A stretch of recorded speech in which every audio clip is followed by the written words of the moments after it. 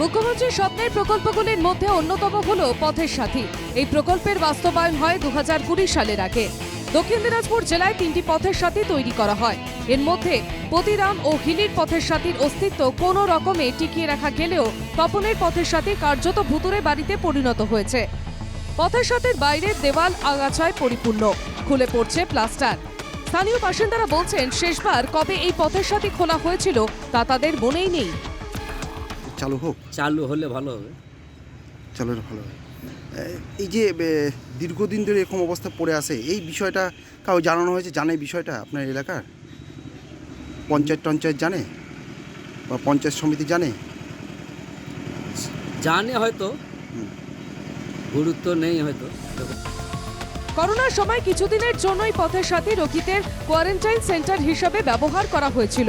এছাড়াও সরকারি অনুষ্ঠান ও বৈঠক হয়েছিল সেখানে। ওখানেই শেষ। জাতীয় সড়ক বা রাজ্য সড়কের পাশে না হওয়ায় যত সময় গিয়েছে ততই সেখানে পথ চলতি গাড়ির চালক কিংবা যাত্রীদের আনাগোনার অভাব প্রকট হয়েছে। কোটি কোটি টাকা ব্যয় করে এমন জায়গায় কেন পথের সাথী তৈরি করা হলো তা নিয়ে প্রশ্ন তুলছেন বিরোধীরা। তৃণমূল কংগ্রেসের যা প্রকল্প, সমস্ত প্রকল্প কোনো পরিকল্পনা নেই, পরিকল্পনাবিহীন প্রকল্প। সেই কারণেই প্রথমত সরকারি টাকায় আর সেখানে কিছু বিল্ডিং নির্মাণ করে সেখান থেকে বড় অংশের কাটমানি খাওয়া প্রথম উদ্দেশ্য। দ্বিতীয় উদ্দেশ্য, সেখানে আর যেখানে তৈরি করেছে সেখানটার পরিবেশ পরিস্থিতির সঙ্গে সামঞ্জস্য নেই। সেই কারণেই সেগুলো সঠিকভাবে চলছে না, পুরো জেলায় প্রায় মুখ থুবড়ে পড়েছে।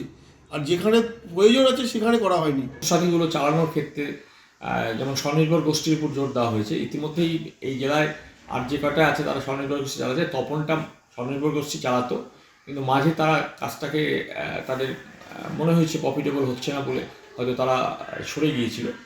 নতুন করে আবার চিন্তা ভাবনা হচ্ছে যে ওটাকে আবার নতুন করে কোনো স্বনির্ভর গোষ্ঠীর হাতে হ্যান্ড ওভার করানো যায় কিনা। জেলা প্রশাসন নতুন করেই পথের সাথী নিয়ে চিন্তা ভাবনা শুরু করেছে। সেই পরিস্থিতিতে আবার কবেই পথের সাথী চালু হয় তারই অপেক্ষায় তপন ব্লকের বাসিন্দারা। দক্ষিণ দিনাজপুর থেকে সন্তু দাসের রিপোর্ট, NKTV বাংলা।